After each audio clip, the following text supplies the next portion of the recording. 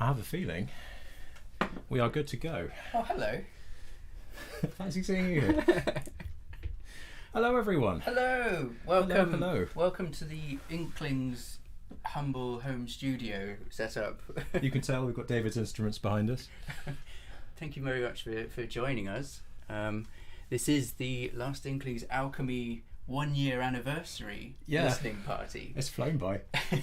So for those of you who haven't been to a listening party before, we're going to play all the tracks from the EP and give you a few insights as well as to a few stories that happened and what the tracks are about. Yes indeed. And there is a bit of a sneak peek preview to come in a little while as well. Indeed. Oh, and also happy Earth Day to everyone. Yes. Yeah, a bit earlier on today we shared a video for one of the tracks we're going to play, the telling of the bees. Obviously environmentally, bees being exceptionally important. I'd like to say we planned it, but it's just coincidence. Magic. I shall skip on with the track. Let's check this. Yeah, let's dive This straight is an into experiment. it. Yeah. So the first track on the Alchemy EP is, you might have guessed it, Alchemy, The Alchemist. The Alchemist. And this was one that you wrote, wasn't it? Yes, I certainly wrote the lyrics for this. And then you came up with an interesting musical setting for it as well. Yeah, it's kind of how we found ourselves working a lot of the time for songwriting, is sort of coming up with a musical piece and then a separate lyrical piece or a poem. And we try lots of different configurations of these music and lyrics and try and sort of slot them together. And I think this worked first time, didn't it? Yeah. Not always does that happen, but it was. No, it's fortuitous. One of those rare occasions, I think. It's just a typical thing for me though. I end up writing in a waltz pattern. There's nothing wrong with that. I like it. Yeah. I can't help it. It's a style. It's good. So if anyone's got any questions as well, we're monitoring on We are keeping a check. our devices. So if you've got any questions, just pop them in the chat. And There's a tiny bit of lag because we're using some software to make sure that our voices and our mouths are hopefully moving together. Yeah, give us about 10 seconds, and then you can bump your message on the chat. And I'm not wearing glasses, but I can see that Sue and Roger said hi already. Hi Sue, hi Rog. I know. I think they had a previous engagement with something else musical as well, so thank you. Excellent, good effort. So it's been a while since I've actually listened to this because we've been working on other things. It's probably safest to say that at this point, at least. So it's nice to refresh ourselves as well before things start opening up again and we can start playing real gigs. Got to learn the lyrics again. Yeah. There's a whole pattern of relearning that has to go on for all those musicians who have fallen out of their gig readiness. No callus anymore. It's all gone. So why don't you give us a bit of an explanation about what the song The Alchemist is about? This is about having that one moment of enlightenment. There's that second when, kind of in a kind of self-improvement way without dipping too much into it, just figuring out something about yourself that sparks something and it helps you get over the next hurdle. Hence the imagery of looking over, almost like a scholar poring through books by candlelight. It's an imagined kind of medieval pastiche thing going on there. But I always forget the quote that inspired a lot of these lyrics. Yes, Marcus Aurelius. From Marcus Aurelius, yeah, who's a philosopher from way Roman back emperor in the Roman times. But I think it goes. Was it the soul is coloured by. No, The soul is dyed by the colour of its thoughts. Which is kind of very poetic in a way. Well, I liked. There's like a Roald Dahl quote. If you think good thoughts, they'll shine from your face like sunbeams, and you'll always look lovely. And in a way, it's almost the same idea. It is very similar to that, isn't it? Do you think Roald Dahl read Meditations by Marcus Aurelius? I think everyone's covered it at some point. Is that where the twits came from? Yes. I think it is from the twist. I might be wrong. Someone can correct me in the comments in a minute. Yeah, please do correctly if he's wrong. I can hear echoes in this, or pre-echoes in this instrumental of some of the stuff that we've been looking at recently. be safe to say foreshadowing. Foreshadowing, that's the word I want. Yeah, exactly. This moment, 17 takes. Wasn't happy with it every time, played it identically every time as well. Yeah, I think we limited ourselves to about 3 takes in the studio, didn't we? Yes. We wanted the EP to be a kind of representative snapshot of the songs as they would be played live. So we could almost use them as demos to send to venues and things to give them an impression of what the live act would sound like. So we put a lot of limitations on ourselves. It's not exactly a live take. It's Give or take. You know, it's done in a studio. Here it is again. Here it is again. I can play it perfectly now. I have practiced. We should say thank you to John Sweet as well, who runs Blue Room Studios. Yes, Blue Room Studios. Over in Boscombe, and that's where we recorded the EP. He's a very patient man. Lovely. Wonderfully diplomatic in the studio. He's lovely to deal with. Yeah, it's good, great equipment there as well. We wanted a nice analog desk for all these nice sounds to go through, and it is amazing. We have shared many pictures from that studio because it's just such a great place to be. It sounds great when you're in the room as well, which helps massively when you're recording. See, that last track as well, that is possibly the highest that we have sung. Ooh, I don't know about that. Yeah.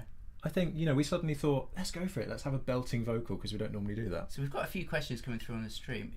Should we start the next track and try and answer a few of these questions? Yeah, let's get something queued up. So that was The Alchemist. So Joe wants to know if it's gin in your mug, Lee. You know me well. It's not gin. I'm doing a 2-week kind of like not drinking too much alcohol. My dear friend Nadia is the root cause of that for her birthday celebrations. But it was lovely to share some drinking with her. I think there was another question about guitar tunings. Did someone ask about guitar tunings? But we'll come back to that one. Sue is asking, what is a B diminished 7? We don't go there. That's Raj. No, we don't go there. It's a pain in the bum. That's what it is. Yeah, it's like playing in C sharp minor when you can't use a capo. We've only got 4 strings as well each. Well, I've got 8. Oh, you've got 8, but they do the same thing. I've got 4 noted strings. This is the earworm. Every time I listen back to this, it's stuck for ages. You can just walk along to it. So this is the telling of the bees, which came from I think it's an English folk tale, isn't it? About there are lots of cultures around the world that do this. Yeah, there's certainly some in the archives, in English libraries certainly, and a few recent books which have been written about it as well. There's a Mark Norman book. There's a story about telling secrets to your beehive if you're a beekeeper, and they'll commune with your ancestors. So it's a way of sort of passing on knowledge and the happenings that go on in your day-to-day life. There's definitely an idea that your own personal news from your household is equally as important as telling the bees about queens and kings and things happening, high upstate things. Just, your own stories are important as well. I'm always gravitated towards the darker side of it as well, which is there's like a bit that comes after it that says if you've got to speak quietly because you don't want to anger the bees. No. It's kind of subtext for being haunted or something. There was a short story idea, wasn't there, about a guy. Someone had said something to the hive about something that had happened in the village that wasn't too good, and she just passed on this information to the bees. And a few days later, a gentleman was found deceased, with the smell of honey lingering in the air. How ominous! We'll give a shout out to Jo, our manager, as well, because she's a very avid beekeeper who has just dropped in the chat with the fact she does talk to her bees as well. Yeah, she makes fantastic honey as well. The video we put out earlier for this song is actually footage of her bees who inspired the song I think they're actually doing a little waggle dance at some point. Yeah, in that's the official music video there. Starts off with the bees doing their waggle dance. We've got to incorporate that into our stage show as well. We've got to find a way. That's how I get comfortable when I'm communicating to you silently. Like, don't go to the bridge. Stay on the chorus. I've repeated the verse. The waggle dance. There'll be a waggle dance for that. Yeah. This particular bit of the tune, we're now in canon. Oh. David's ahead of me. I'm behind on purpose. The hardest thing was my cello is keeping up with David's, and I'm singing behind what I'm playing on the cello. Basically doing two people's things not at the same time, and it really confuses me. It makes my head funny. If I think about it too much, but we meet up. I get dizzy. We're nearly done. I love a drawn-out cadence. It's the classical musician in me. It's quite hymnal, actually. Yeah. Looking back on it from an outside point of view. It's a fun bit to play because I've only got to play one note and not worry too much, which is nice. So going back to the guitar tunings, do you want to pick up on that? That was standard tuning. Was it? Well, standard for a mandolin. For a mandolin, yeah. There is guitar on some upcoming stuff. A GDAE. Because you can play. Like one of the first times I ever heard you play, you picked up a guitar and started playing Ben Howard, and previously had told me you were just a percussionist, which was a lie, clearly. Well, I wasn't very good at that point, so yeah. This is not the truth. I wasn't comfortable. He's a very good guitarist. Calling myself a guitarist. Now, our next track, probably not particularly seasonal at this point. This is The Winter Sun that we've got queued up here. You brought us the lyrics for this one originally. Yeah, this one started off as a bit of a Christmas song, really. You can already tell it's in a minor key. It's very dark for a Christmas song. Yeah, we wanted something that wasn't overly religious, or you couldn't pin it down. It was more around the winter traditions, which is what like the Halsey Carol it evolved into. Yeah. So it's more of a seasonal song rather than strictly winter. Yeah. And it I guess in parallel to that idea, it's also a love song.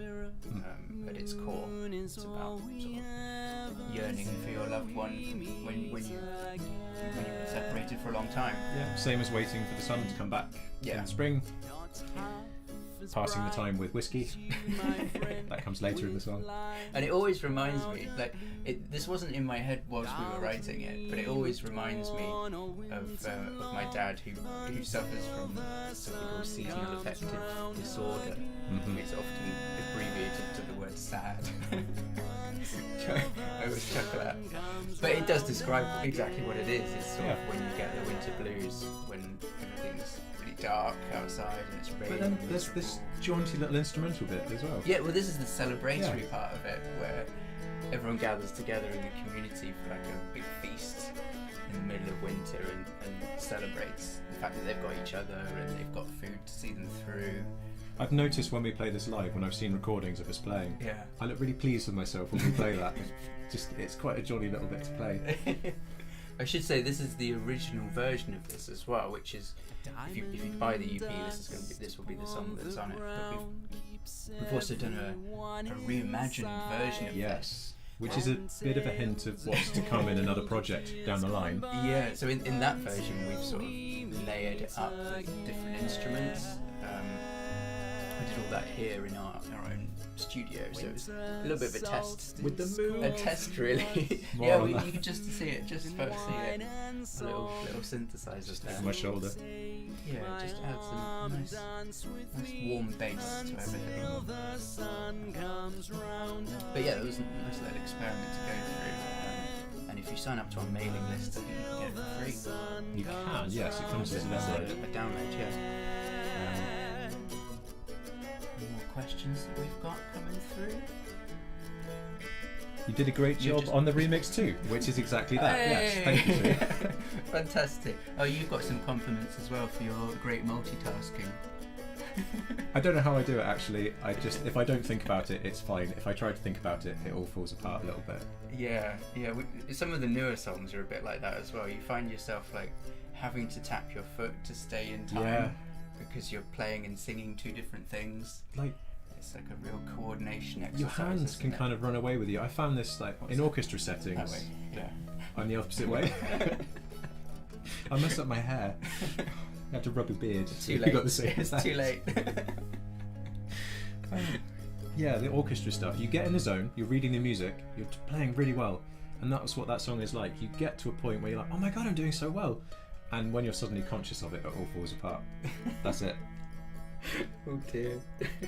the fun thing as well about this entire EP experience, the photos that go alongside it and kind of the promo stuff that you see inside the EP physical album, we got kind of bored of the idea of just wearing nice shirts and being lost in the woods. We didn't want to do something that was like really cliche. No. We wanted to try something a bit more creative. So we stuck loads of gold to ourselves, but not just that. Like I mean, gold leaf. Gold leaf. It was, yeah, like, gold it was leaf. everywhere. Gold dust, like highlighter. Yeah, as like a throwback to the Alchemy. Yes, sort of, the Alchemist. turning Gold. base metals into gold. Also tied in with the honey theme from the bees. With the And the sun of Winter Sun. Yeah, exactly. But we made extra props as well. So I had kind of almost like a high-end jewellery piece that we made ourselves with actual gold and Yeah, it was like wire elements. a branch that we foraged. And, just the right shape for my we collarbone. adorned it with little bits of gold and sort of foliage and things. And I had You had the hat, I had crown, like a crown thing. We've got them in the other room actually. We'll crack them out at some point. just to appear one day in a video. Yeah. But yeah, that was really good fun actually. That whole photo shoot was really good. Just a bit theatrical, a bit of fun. Yeah. Because otherwise you just got to find a nice wall and kind of, pose like you're in a magazine. That's a bit weird. There's some good outtakes from that as well actually. We kind of overshot and then realised that we had to pull it back again to be a little bit more subtle with it. But I'm glad a little we bit too. Felt like we were in Hamlet for a while. It was so much fun though. It was good. It was really good. And some of that made it onto the official artwork on the actual physical. Yes, EP we have shared a and couple of everything. outtakes. Yeah, I think there is an album out there if you go through the Facebook. It's me reading, looking very thoughtful whilst not looking at the book that I'm reading, that kind of thing. It's very concept. Exactly. I enjoyed that. It was really good fun. After I'll Winter Sun. say hello to Barry and Sharon as well. Thanks for joining. Well spotted. Honestly, not wearing glasses from this distance. My laptop is within arm's reach and I can't see. But hello, Barry. Right. Right, what have we got I'm next? queuing up The Legend of Lioness. Yeah. This one's a throwback to your homeland. Yeah, this is Your native soil. This is kind of more in the traditional vein of a folk song, where it's like a story that's told from start to finish. Yeah. In the form of this song is in the form of a letter. So the legend of Lioness, at its core, really is a warning about a big flood that happened millennia ago. I think it was. Archaeologically, quite likely, genuinely, Yeah. as an archaeologist, it probably did happen at some point. Yeah, I think William the Chronicler wrote about it, so it's got to be a few thousand years old at least. Must be real. Yeah, and there's lots of sort of imagery that goes along with the song. The white horse outrunning the wave with one rider on, and all sorts of. I think it's vaguely linked to the story of Tristan and Isolde as well. It's got that kind of throwback stuff. Yeah, Troy, all sorts of things. So it's part of that original Britain story. There's crossover with a lot of sort of Germanic stuff as well. Yeah. So it's sort of developed its own storyline. Yeah, you do see that imagery everywhere as well. The horse and the wave. Yeah, and we wanted to do something that sort of connected with that, but also brought it into sort of a modern day through songwriting, really, as more of an environmental message. Yes. Which I just realised is very, very convenient for Earth Day, Earth isn't it? But it's true. This is very much, don't respect nature, and a tidal wave will come around the corner, which is potentially what happened in this case. Yeah. And this verse that we've just had, talking about the warning bells ringing and the myths and folklore about the fact you can still allegedly hear these bells ringing under the waves, which I quite like. That's very poetic as well. Maybe there's another song in there. Who knows? I'll just throw that in as a chorus somewhere. Part 2. We've got a good one because we've got Knowlton locally, and it's got its own rhyme. Like Knowlton Church Bell is in the river somewhere nearby, the River Allen, I think. Allegedly, because the devil plummeted it down there at some point. Just kept hold of it. Oh, there's a great, I think that there's a load of short stories in a Tim Laycock book. I think this one was in Mark O'Connor, who's a storyteller and a musician. he plays with a Father Cam guy as well. Yes. We saw Barbara. Yeah, we met Yes. at... I got to go on the Viol de Gamba as well. that was really good. Oh, I like that was it. at... where was that? We were Blandford. at Blandford, Wessex Acoustic. Acoustic. Yeah. I got him to sign my book as well. And on the front cover there is the horse with the Lone Rider on it. I confused myself, or is he the Poldark fiddler? I think that's right. Sounds wrong when you put it in that context. Yeah. He appears in Poldark. Yeah, he was a consultant as well. Yes. For the whole series. Yeah. An authority on the matter. Telling us about the behind-the-scenes way that you look traditionally grubby in like period dramas with walnut dust, I think. Yeah. Yeah. Is that what you wore when you did the Morris with Belleroy? That was fake tan. Not walnut dust. I wish. Interesting. Yeah, quite right. Keeping up with the comments. Oh, Welsh as well. The Welsh do have a legend as Yeah. well. I think a lot of these are oddly tied into Doggerland, which And is also, it's similar to the Arthurian legends, where lots of tribes were sort of trying to claim the legend as their own. There's some great stuff about that coming out even now. There's some really interesting throwbacks. I do love this chord change. It's The nice. bass note that It's does it nice for me. listening back to them after having worked on different material, because you hear different things and you get different ideas, and you think, oh I could. I reckon one day a remix. Yeah, We should it's do it for really fun. tempting, isn't it, to go back and reimagine all of them. Yes. But yeah, it's, when we get a bit of time, do a special edition. I'm just enjoying how Godfrey sounds. It's well captured. John did a really, really great job for us. Yeah. Godfrey is Lee's cello. Who does have a name. For those who don't know, he's a 200-year-old Might as well Frenchman. be. Lady. His bow is definitely a 200-year-old Frenchman. He could be a lady. He has a gorgeous cello. He plays beautifully. Yeah. No, you get many compliments about Godfrey. Right. I do. Rightly so. He's done a good job. He has been on all of my recordings for as long as I can remember, apart from when I used to play a half-size cello in Fern. I was still 6 foot tall at the time, but that wasn't a problem. How tall are you now? 6'1". 6'1". I had an extra inch. Yeah, genuinely, probably not quite that tall. So we've got one more song from the EP left. Yeah. And our cat Morag has just decided to... It's dinner time, apparently. To come in and ask for some food. It's always dinner time. In case you hear some meowing, you'll know what it is. So the last song... What is the last song on the EP? Hear it tinkling away in the background? Yeah, I do. It's just setting the scene. It's like kind of a wistful, watery, wishy-washy scene at sea.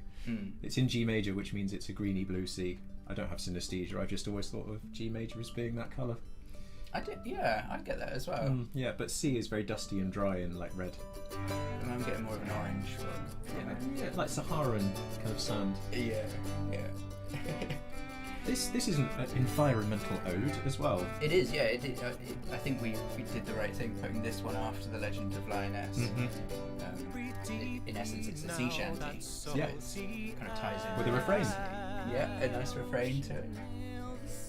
It's kind of taking the sea and personifying her as one of the various sea goddesses.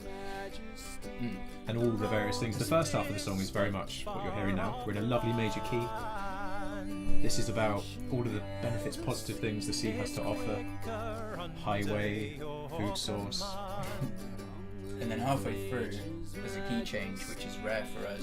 But We don't normally we do thought that. we'd throw it in there just for effect. It's not quite one of those step off your stool, like kind of traditional 90s pop key changes. No, it's a major to minor. B minor, I think it goes to. Yes. But Which I have to think about when we play. It's not just for the sake of it. It follows the pattern of the lyrics, which sort of outline the flip side of what we're doing to the ocean and polluting. Things we very much should not be doing. Yeah. There we go. So that's the key change right there. Slipping into a darker mode. Yeah. It's a very full sound, considering we were very, very. We We didn't were let quite ourselves strict, go crazy. weren't We we? were quite strict in the Strict. studio. Yeah. Because in my head, I always hear 300 layers of strings. I can't help it. It's too tempting. It really is. Yeah, I do enjoy playing this one live as well. Actually, I think this is one that's developed. Like it was at a certain point when we went to the studio, Yes. and having played it out a couple of times before the lockdown, Yeah. and playing it, at home and everything, it sort of develops itself a little bit more to me. Unfortunately, the lockdown swallowed up our tour that our agent had beautifully laid out for us, and we would have had a few more options to get to a place where, certainly in a more folk club environment, hopefully people would have been singing along with the sea shanty element of this. Yeah. But it's not had a chance to bed in that way yet either. So No, it's going to be a interesting. surprise when we actually get some voices come back to us in the room. Yeah. It's gonna be, Looking forward to that. yeah, can't wait. Hopefully it won't be too much longer. No, it's going to happen. Being very positive. Yeah, people are being really positive about it, aren't they? It's good to hear that things are happening, and you've got something to look forward to. That's been the main thing for Yes, yes, absolutely. me. Is And I've earned no pennies, 0 pennies. I'm one of those people. I smile and laugh about it now, but it's quite a serious situation. You Yeah. can order a copy of the EP that doesn't have us talking over it. completely On our Bandcamp unrelated. page. I mean- Unrelated. Unrelated. Each one allows me to keep the gas going for another day. Yeah. But no, seriously, if you would like to hear this music and you don't have a copy already, Well, without us talking over without top the of it, band obviously. Yeah. it is available on our Bandcamp site. We've got links all over our social media, so it's easy to find your way around. Yeah, it's very easy to purchase through that. Yeah. Thank you everyone for The song tuning just in. begins to die at the end. So- Another drawn-out cadence. I really am a fan of this. Oh, and the little reverse thing comes back at the end as well. Which sounds like a crazy recording thing, but we can do this live. David does this live with Oh, some yeah. magical pedals that, Yeah, there's that spit out these a beautiful few little sounds. buttons that you push and hey, press. You have to play into it to make the sound come out again. It's very honest music. So yeah, that was the EP in its entirety. But we've got a few other tracks. We do. We've got some tracks to play to you while we do a little bit of housekeeping. Yeah, so So over this this next song, which actually David has chosen as something that you've been listening to recently. yeah, we thought we'd pick a track each that we'd like to play, really, just to share. And this one, oh, that's a nice cello, isn't it? Yes. This one is one from the Moulettes. I think they released it, probably over 6 months ago now. It's called Idiolect, and the idea behind I it like that. is that I think it was an EP, and they've got one concept of this Idiolect, and they do lots of different arrangements of it, and this is the string arrangement. Ah, yes. I think this was the Yeah. first one. The second one was Is there a really electronic horn, one? Yeah, there Yeah. was a horn arrangement, electronica arrangement. Mm-hmm. I think there was an a cappella arrangement as well. It's a really, really clever concept. I love the syncopation, Yeah, and you get it in their vocals as well. yeah. We've been fans of Moulettes for a long time. Long time. Yeah, and it's nice to see them still putting out music. And, Yeah. and paving the way in terms of creativity and all that. Just sit here and listen to this for a bit. This is nice enough. Yeah, it's lovely. But no, we did have housekeeping. We did, yes. We did. We have. I know this isn't a live gig as such. We're just kind of marking the anniversary of the release of the Alchemy EP. But A year today. a year, pretty much. Well, not today. Well, a year this month. Exactly. It was an April release, which was meant to be somewhere in the tour window that didn't quite happen. We did go out on a high though. We had one of our last gigs was with Emily Barker and Lucas Drinkwater playing together. At the Ace Space in Newbury. It was a And great gig. we ticked off another great one for us, which was the Square and Compass, like iconic thing, especially here in Dorset, to be able to play that. Quite local to us, but right on the coast, on like a cliff top up high. Stunning view, yeah, Yeah, and great pasties as well, incredible pasties. and ale, So good. everything you need in one place. That was actually the venue as well for the video for the For the Winter Sun Winter remix, Sun. Yeah, which we did a live version of as well. Yeah. But no, we do have some actual performance-style live gigs coming up as well. Our first one is not too far away. It's the 5th of May, and that's Star Wars. No, it's not Star Wars Day. That's the 4th. That's the 4th. May the 4th be with you.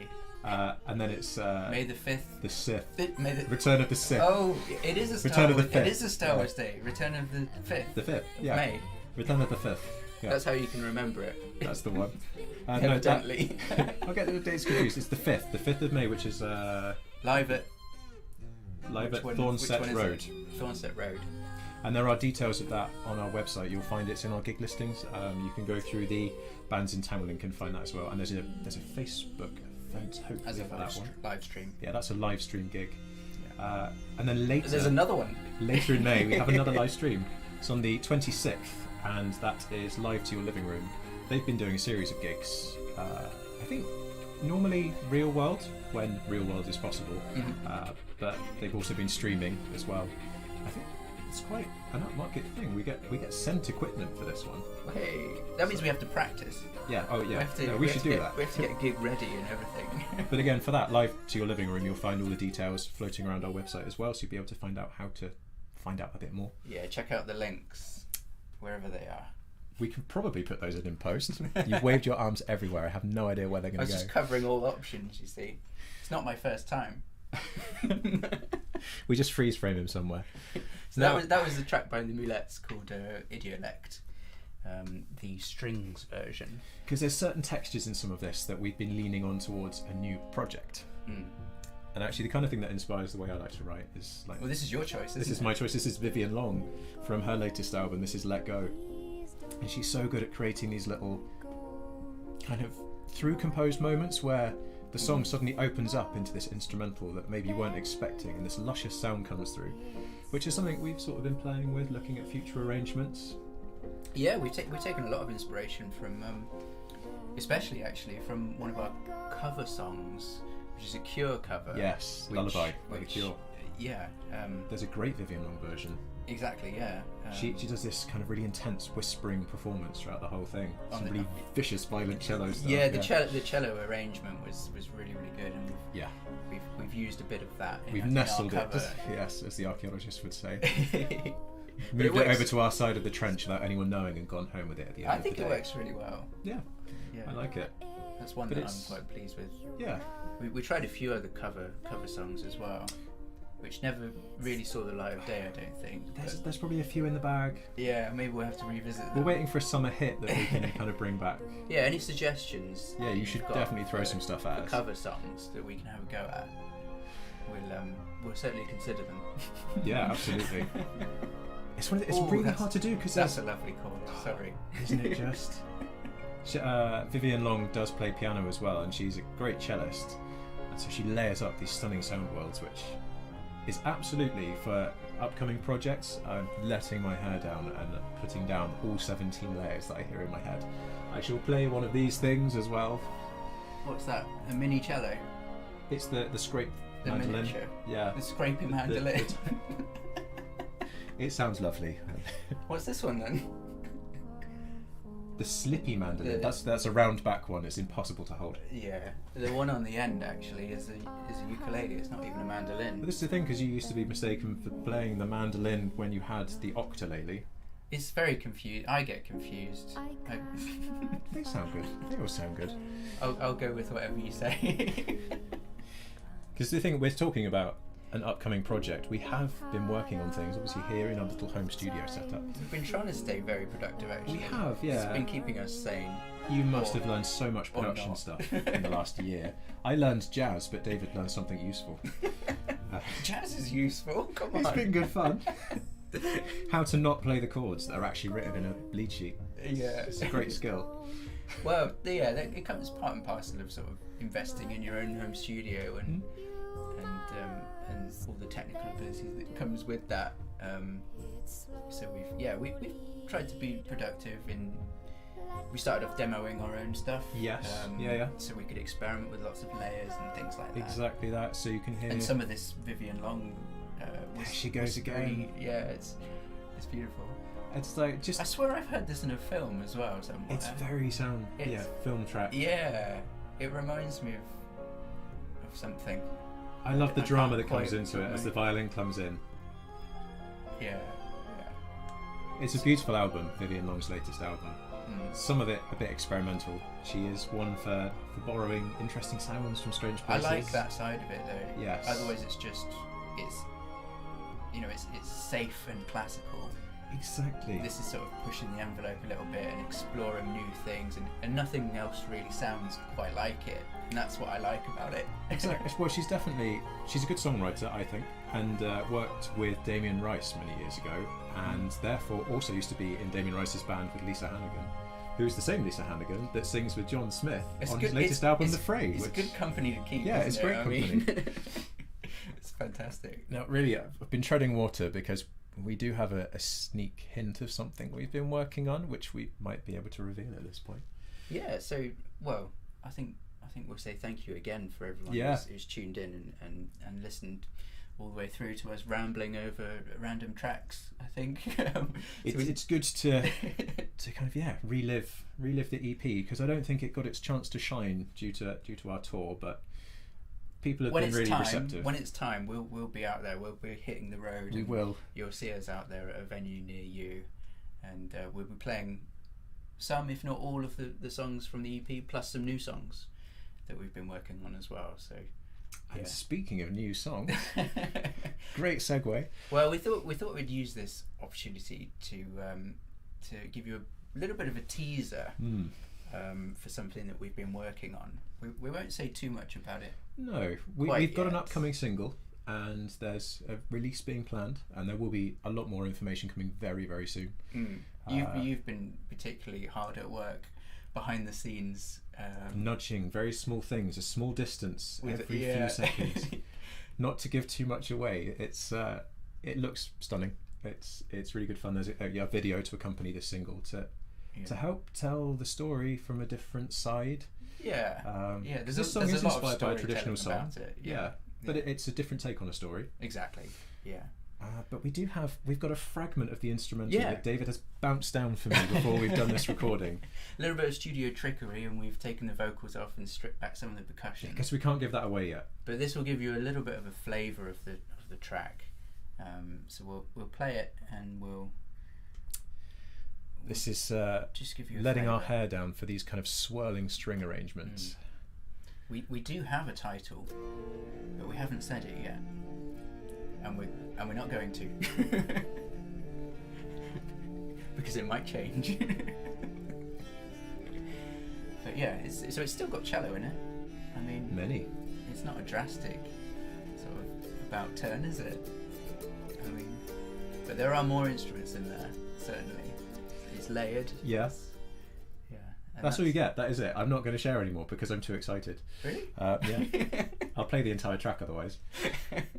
It's we've tried to layer up the sound, but still keep it honest. But we've let ourselves look. Well, certainly you bought the Moog synth, which does make an appearance as well. Because you get this wonderful grounding quality. Great fun to play with. Yeah, it makes a great lead instrument as well, because it does work with the strings really, really well. You plug it into a few pedals and you can make it sound like a flute Yeah. or a really sort of aggressive analog bass. Yes, like double bassy sound almost, that sustained quality. Yeah. And then when you've got this kind of twinkling mandolin sounds over the top for some stuff we've worked on. I've just noticed we've been ignoring some of the questions. We probably have. There's one that someone Roger wants to know who my famous musical uncle is. Well, it's my great uncle actually, who sadly passed a few years ago, but he was the drummer for a band in the 60s called the Bonzo Dog Doodah Band. And they had hits like I'm the Urban Spaceman. That's it. And they did the original Monster Mash as well. Yeah. All sorts of things. He was known as Sam Spoons, and he got that name from on their live show. It was kind of a little bit it had multimedia aspects to it, and they toured a lot of theatres and stuff, and in their live show they get dressed up and do all sorts, and his little party piece was to play the spoons, and he'd play them on his head and behind his back and do all sorts, and there's nothing stopping you. No, and in the 60s it was quite novel. He got a name for himself.